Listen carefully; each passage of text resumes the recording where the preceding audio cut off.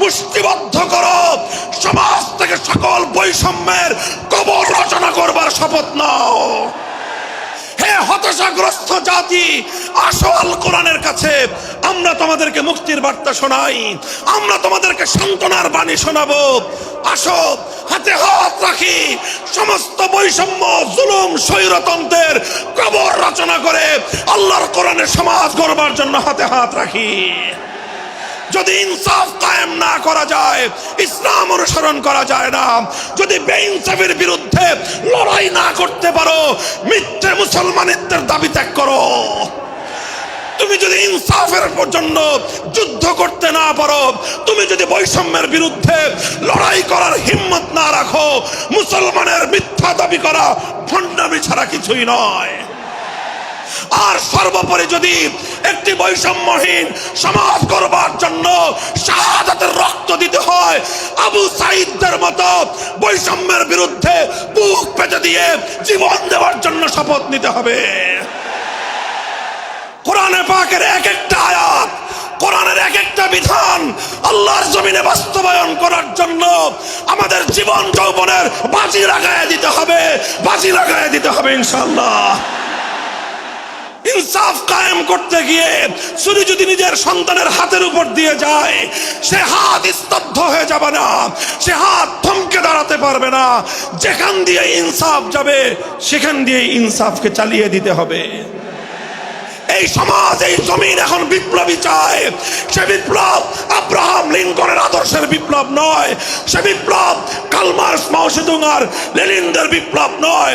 বাংলার মাটি আরেকটা বিপ্লব দেখতে চায়, সে বিপ্লব হবে আল কোরআনের বিপ্লব, সে বিপ্লব হবে ইসলামী সমাজ গঠনের বিপ্লব। সেই বিপ্লবের জন্য 2000 যুবক নয়, যদি 2 লক্ষ যুবকের তাজা বুকের শাহাদাতের রক্তের প্রয়োজন হয়, সে রক্ত দেওয়ার জন্য শহীদ ঈদগাহে কারা কারা জমায়েত হবে, কারা কারা জমায়েত হবে।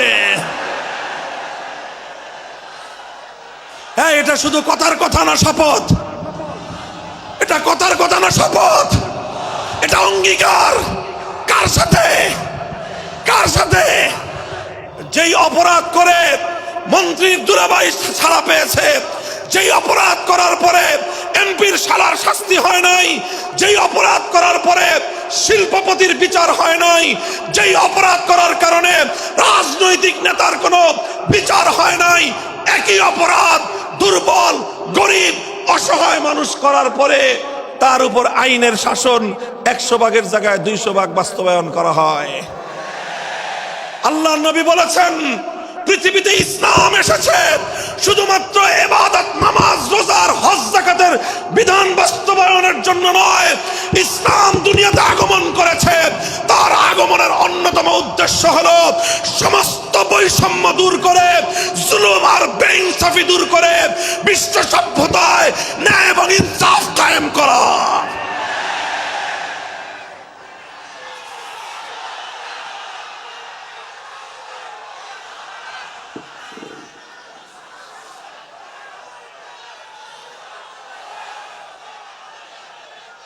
মনে রাখবেন, বৈষম্যহীন সমাজ গড়া এটা শুধু বৈষম্য বিরোধী ছাত্র নেতৃবৃন্দের দায়িত্ব নয়।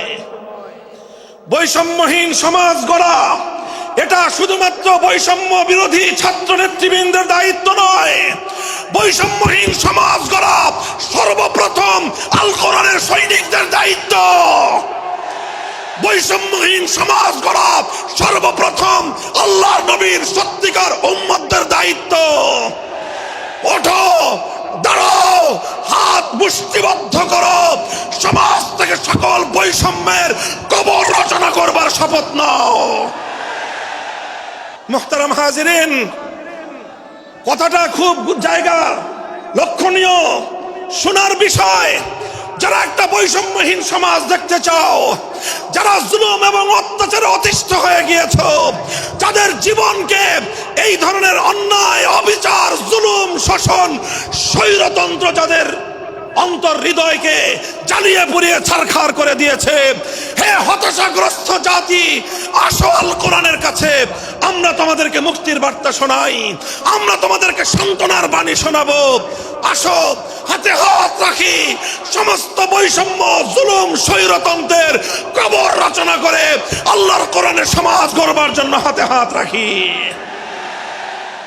দেখেন, আল্লাহ পাক রব্বুল আলামিন যুগে যুগে যত নবী রাসূল প্রেরণ করেছেন, যুগে যুগে যত আসমানি কিতাব আল্লাহর পক্ষ থেকে অবতীর্ণ হয়েছে, কেন হয়েছে?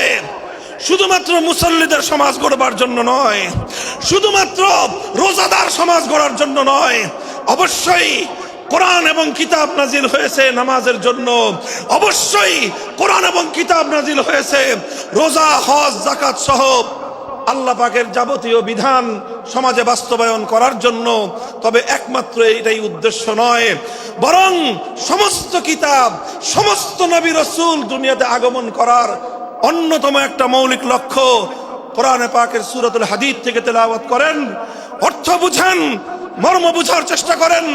লাকাদ আরসালনা রুসুলানা বিল বায়িনাতি ওয়াল হুদা ওয়া আনজালনা মাআহুমুল কিতাবা ওয়াল মিজান লিয়াকুমান নাসু বিল কিসত। আল্লাহ কোরআন বলছে যে আমি নবী রাসূল পাঠিয়েছি, আসমান থেকে যুগে যুগে কিতাব নাজিল করেছি। এই সব কিছুর অন্যতম একটা উদ্দেশ্য হলো লিয়াকুমান নাসু বিল কিসতি। কোরআন নাজিলের উদ্দেশ্য, নবী প্রেরণের উদ্দেশ্য, শরীয়ত প্রেরণের উদ্দেশ্য, ধর্ম প্রেরণের উদ্দেশ্য হলো, অন্যতম উদ্দেশ্য হলো লিয়াকুমান নাসু বিল কিসতি। মানব সমাজ থেকে অন্যায়, অবিচার, জুলুম, শোষণ দূরীভূত করে ন্যায় এবং ইনসাফ কায়েম করা, এটাই হলো ইসলামের অন্যতম মৌলিক লক্ষ্য। যদি ইনসাফ কায়েম না করা যায়, ইসলাম অনুসরণ করা যায় না। যদি বেইনসাফের বিরুদ্ধে লড়াই না করতে পারো, মিথ্যে মুসলমানিত্বের দাবি ত্যাগ করো।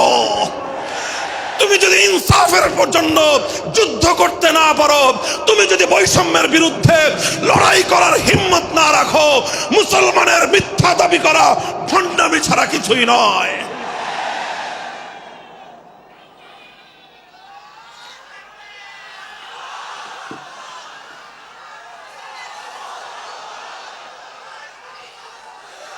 এই জন্য আমাদেরকে বুঝতে হবে, আমাদের জীবনের অন্যতম মিশন, যে জন্য আল্লাহ তার নবীদেরকে পাঠিয়েছেন, নবীদের জীবনের মিশন যা ছিল, নবীর উত্তরাধিকারী, নবীর অনুসারীদের জীবনের মিশনও সেটাই হবে। বলেন কথা ঠিক না বেঠিক? যে পথে গিয়েছে নবীদের জীবন, সে পথে যাবে আমাদের জীবন। যেটা ছিল নবীদের ভীষণ, সেটাই হবে আমাদের ভীষণ। যদি এটাই হয় সত্য কথা, এটাই যদি হয় শপথ, তবে বৈষম্যহীন সমাজ গড়বার জন্য যা করতে হয় তাই করা আমার আর তোমার জিম্মাদারি। যদি সেজন্য আমাদেরকে ঘাম ঝরাতে হয়, ঘাম ঝরানো আমাদের দায়িত্ব। আর যদি সেজন্য চোখের অশ্রু দিতে হয়, চোখের অশ্রু দেওয়া আমাদের দায়িত্ব। যদি সম্পদের কোরবানি করতে হয়, মাল সম্পদের কোরবানি করা, সেটাই আমাদের জীবনের দায়িত্ব এবং উদ্দেশ্য। আর সর্বোপরি যদি একটি বৈষম্যহীন সমাজ গড়বার জন্য শাহাদাতের রক্ত দিতে হয়, আবু সাঈদদের মতো বৈষম্যের বিরুদ্ধে বুক পেতে দিয়ে জীবন দেওয়ার জন্য শপথ নিতে হবে।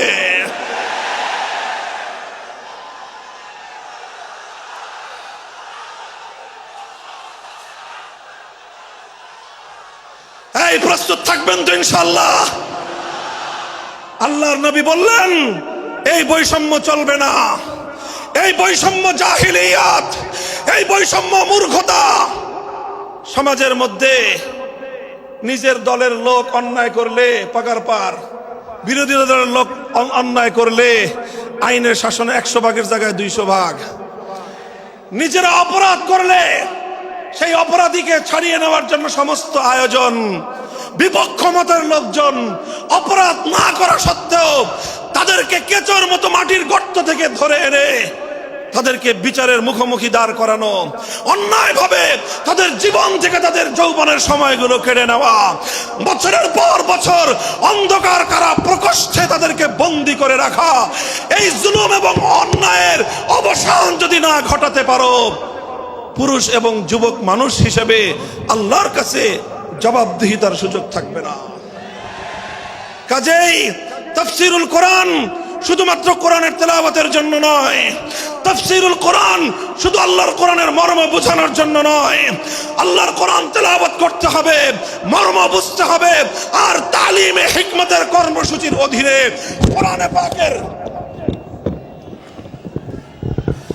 কোরআনে পাকের এক একটা আয়াত, কোরআনের এক একটা বিধান আল্লাহর জমিনে বাস্তবায়ন করার জন্য আমাদের জীবন যৌবনের বাজি লাগায় দিতে হবে ইনশাআল্লাহ। হযরত রাসূল আকরাম সাল্লাল্লাহু আলাইহি ওয়াসাল্লাম বলছিলাম, জাতির উদ্দেশ্যে প্রদত্ত মক্কা বিজয়ী মহাবীর আমিরুল মুমিনিন নবিয়ুল্লাহ খলিফাতুল্লাহ ফিল আরদ খলিফাতুল মুসলিমিন মুহাম্মদুর রাসূলুল্লাহ সাল্লাল্লাহু আলাইহি ওয়াসাল্লামের বক্তব্যের কথা আল্লাহর নবী বললেন, বৈষম্যের কারণে আল্লাহ পাক রব্বুল আলামিন পৃথিবীর বহু জাতিকে ধ্বংস করে দিয়েছেন। সুতরাং শুনে রেখো, আমার দ্বারা বৈষম্য হবে না। শুধু আমার বংশের লোক দেখে, আমার গোত্রের লোক দেখে, আমার রক্তের আত্মীয়তার সূত্রের কারণে আমি অপরাধ প্রমাণিত হওয়ার পরেও তার উপর কোরআনের বিধান বাস্তবায়ন করব না, এটা আমার দ্বারা সম্ভব নয়। এরপরে আল্লাহর নবী যেই কথাটি বললেন, সেই কথা যদি আল্লাহর নবী হাদিসে না বলতেন, তাহলে সেই কথা উচ্চারণ করতে আমাদের জিহ্বা কেঁপে উঠত, আমাদের বক্ষ প্রকম্পিত হতো।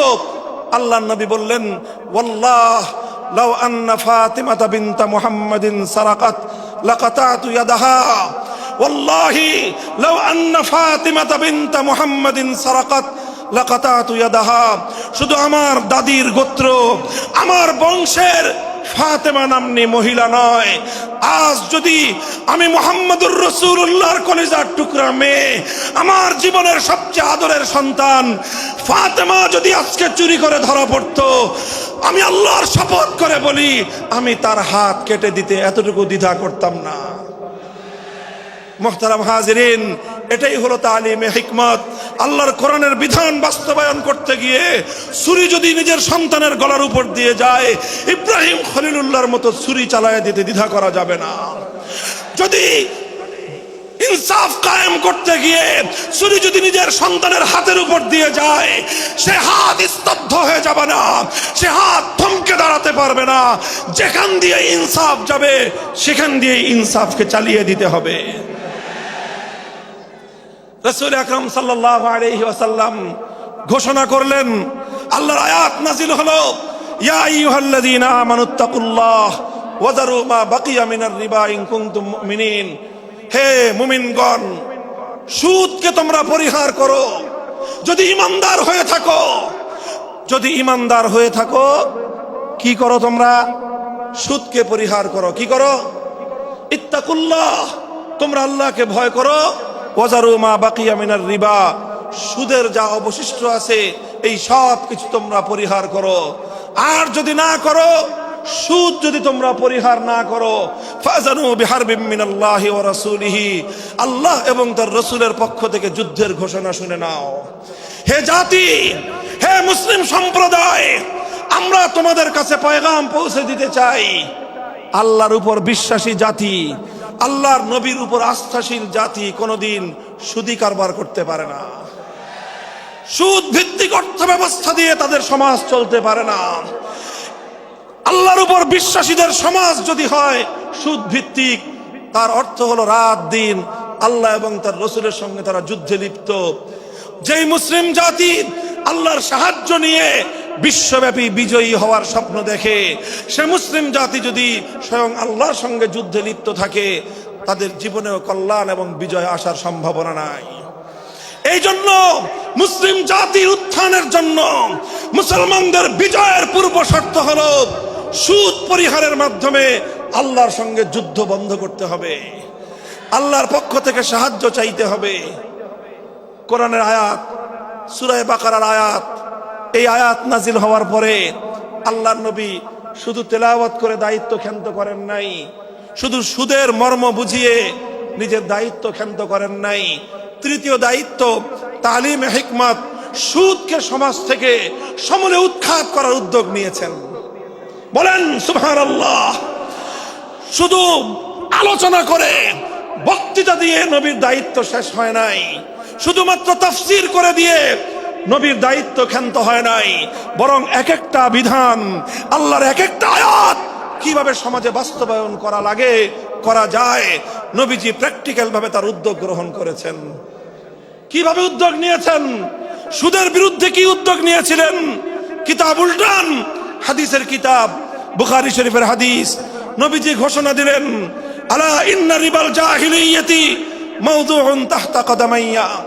জাহিলিয়াতের যুগে যত সুদের কারবার চলতো, ইসলাম এবং আল কোরআনের সমাজ গড়বার পর সেই জাহিলি যুগের রীতি, সুদ ভিত্তিক অর্থ ব্যবস্থা মুসলিম সমাজে আর থাকতে পারে না। নবীজি বললেন, সুদের কবর রচনা করলাম আমি আমার পায়ের নিচে। আল্লাহ নবী আক্ষরিক অর্থে কথা বললেন, আমি আমার পায়ের নিচে সুদের কবর রচনা করলাম। এরপরে আল্লাহ নবী ঘোষণা দিলেন, অনেকে আছো তোমরা যারা আগে কুফরির জমানায় জাহিলিয়াতের যুগে সুদের উপর লগ্নি করেছো, সুদের উপর মানুষকে ঋণ দিয়েছো, সুদী মহাজন যারা সুদের ভিত্তিতে মানুষকে টাকা দিয়েছো, এইরকম কাজ কারবার যারা করত, সেই যুগে তাদের মধ্যে একজন ছিলেন স্বয়ং আল্লাহর নবীর চাচা হযরত আব্বাস বিন আব্দুল মুত্তালিব রাদিয়াল্লাহু আনহু। মক্কার ঘরে ঘরে আব্বাস রাদিয়াল্লাহু আনহু মানুষের কাছে ঋণ টাকা দিতেন, টাকা পাওনা ছিল এবং সকল টাকা লগ্নি করা ছিল, বিনিয়োগ করা ছিল সুদের ভিত্তিতে। আল্লাহর নবী ঘোষণা করলেন, জাহেলি যুগের সমস্ত সুদ আমি আল্লাহর নবী মওকুফ ঘোষণা করলাম।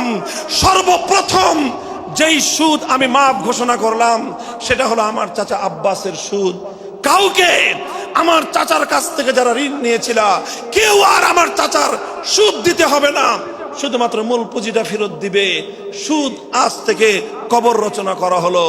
হে মুসলমান, যেই সুদের কবর রচনা করে সেই কবরের উপর ইসলামের বিজয়ের বুনিয়াদ কায়েম হয়েছিল, ইসলামের বিজয়ের কেতন উড়েছিল। অন্যায় বৈষম্যের কবর রচনা করে, সুদ ভিত্তিক অর্থ ব্যবস্থার কবর রচনা করে আজ মুসলমানেরা আবার সেই কবর খুঁড়ে সেখান থেকে জুলুম, অত্যাচার, সুদ ভিত্তিক অর্থ ব্যবস্থাকে কবরের পচা মাল, কবরের মরা পচা করা লাশ মুসলিম সমাজের মধ্যে আবার পুনর্বাসিত করেছে। এজন্যই আজ মুসলমানদের এই অধপতন।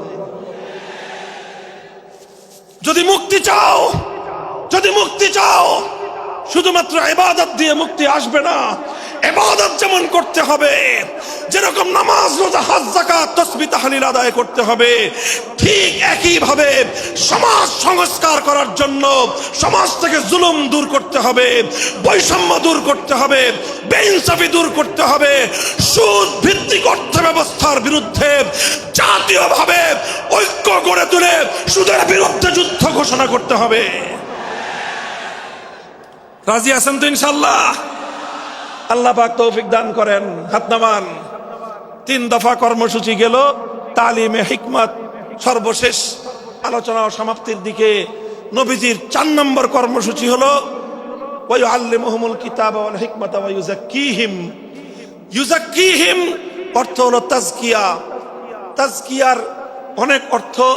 তাজকিয়া বলে শুধুমাত্র পীর মুরিদি বোঝানো হয়, তাজকিয়া বলে শুধুমাত্র তাসাউফ চর্চা বোঝানো হয়, তাজকিয়া বলে শুধুমাত্র কিছু ওজিফা আদায় করা বোঝানো হয়। তাজকিয়ার আসল সারমর্ম হলো, একটু লক্ষ্য করে বুঝেন, খুব গভীর এবং তাৎপর্যময় একটা কথা। তাজকিয়ার মূল অর্থ হলো, দেখেন কর্মসূচি ছিল কয়টা? 4টা। 1 নম্বর কর্মসূচি ছিল তেলাওয়াতে কিতাবুল্লাহ, আল্লাহর কিতাবের তেলাওয়াত। 2 নম্বর কর্মসূচি ছিল তালিমে কিতাব, কিতাবুল্লাহ, আল্লাহর কিতাবের মর্ম বোঝানো। 3 নম্বর কর্মসূচি ছিল তালিমে হিকমত, অর্থাৎ আল্লাহর কিতাবের প্রত্যেকটা বিধান, প্রত্যেকটা বিষয়কে প্র্যাকটিক্যাল আমলে পরিণত করা, কার্যে পরিণত করা। কথা ঠিক না বেঠিক? 3 নম্বর কর্মসূচি হলো শুধু আমলে পরিণত করাই দায়িত্ব শেষ নয়, বরং আমলে পরিণত করার পরেও আরো অগ্রসর হতে হবে। 4 নম্বর কর্মসূচি হলো আল্লাহর কোরআনকে নিজের আখলাক এবং নিজের চরিত্রে পরিণত করা। কোরআনকে চরিত্রে পরিণত করা, কোরআনের চরিত্র অর্জন করা। কোরআন যে আখলাকের কথা বলেছে, কোরআন যেই চরিত্রের কথা বলেছে, সেই কোরআনই চরিত্র যখন একজন মানুষ গঠন করতে পারে, এটাকেই বলা হয় তাজকিয়া, এটার নামই হলো তাসাউফ। মুহতারাম হাজিরিন, আল্লাহর নবী নিজের জীবনে 100% আল্লাহর কোরআনকে নিজের চরিত্রে পরিণত করতে পেরেছিলেন।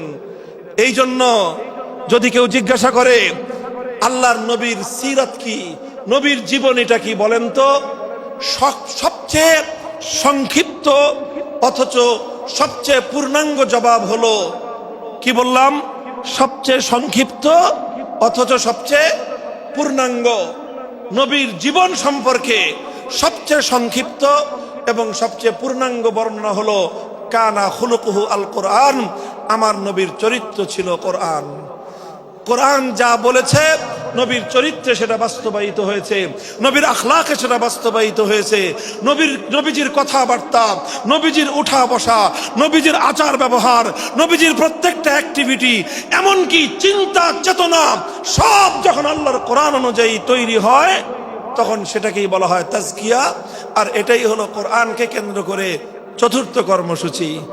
মুহতারাম হাজিরিন, আমি আমার আলোচনা এবার সমাপ্তির দিকে টেনে নিয়ে যাই। আসুন আমরা আল্লাহর কোরআনকে সেন্টারে রেখে একটা সমাজ বিনির্মাণের চেষ্টা করি। সেই সমাজ বিনির্মাণের জন্য প্রথম কাজ, ঘরে ঘরে কানে কানে কোরআনের তেলাওয়াতের আওয়াজ পৌঁছে দেই। 2 নম্বর, প্রতিটি মুসলমানের কাছে কোরআনের মর্ম বোঝানোর চেষ্টা পৌঁছে দেই। 3 নম্বর হলো কোরআনের প্রত্যেকটা বিধান সমাজে, ব্যক্তিগত জীবনে, পরিবার জীবনে, সমাজে, রাষ্ট্র জীবনে বাস্তবায়ন করার উদ্যোগ নেই। চতুর্থ কর্মসূচি হলো আল্লাহর কোরআনকে নিজের আখলাক, নিজের চরিত্রে রূপান্তরিত করার জন্য সর্বাত্মক চেষ্টা চালাই। ইনশাআল্লাহ রাজি আছি তো? ইনশাআল্লাহ রাজি আছেন তো? আল্লাহর কোরআন শুধুমাত্র তেলাওয়াত নয়, শুধুমাত্র তাফসীর আর ব্যাখ্যা নয়, এই কোরআনকে বাস্তবে পরিণত করবার জন্য মুসলমানরা যদি উদ্যোগ গ্রহণ করে, আগামীর বিশ্ব হবে ইসলামের বিশ্ব, আগামীর বিশ্ব হবে আল কোরআনের বিশ্ব ইনশাআল্লাহ। বাংলাদেশ বাংলাদেশ বাংলাদেশ নিয়ে আমার আখেরি বার্তা এখন হলো, বিপ্লবের জন্য বাংলাদেশ উর্বর হয়ে আছে। কথা বলেন ঠিক না বেঠিক? বৃষ্টির পানি পড়লে যেভাবে যেভাবে শীতকালের পরে বৃষ্টির পানি পড়ার সঙ্গে সঙ্গে ফসলের মাঠ যেমন চাষাবাদের জন্য উর্বর হয়ে যায়, আবু সাইদ, মুগ্ধ, সিফাত হাসান, এভাবে আমাদের অসংখ্য অগণিত বীর শহীদদের রক্ত ভেজায় বাংলার মাটি এখন ইসলামী বিপ্লবের জন্য উর্বর হয়ে আছে, আল কোরআনের বিপ্লবের জন্য উর্বর হয়ে আছে। এই সমাজ, এই জমিন এখন বিপ্লবী চায়। সে বিপ্লব আব্রাহাম লিঙ্কনের আদর্শের বিপ্লব নয়, সে বিপ্লব কার্ল মার্কস, মাও সেতুং আর লেনিনদের বিপ্লব নয়। বাংলার মাটি আরেকটা বিপ্লব দেখতে চায়, সে বিপ্লব হবে আল কোরআনের বিপ্লব, সে বিপ্লব হবে ইসলামী সমাজ গঠনের বিপ্লব।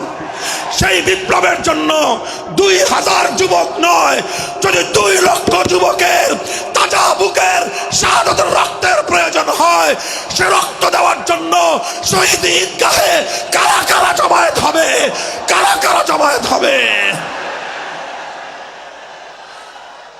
হ্যাঁ, এটা শুধু কথার কথা না, শপথ। এটা কথার কথা না, শপথ। এটা অঙ্গীকার। কার সাথে? কার সাথে? ইনশাআল্লাহ এই শপথ এবং অঙ্গীকারের উপর আমরা আমাদের জীবনের অবশিষ্ট সময়গুলো অতিক্রম করার চেষ্টা করব। করবেন তো ইনশাআল্লাহ?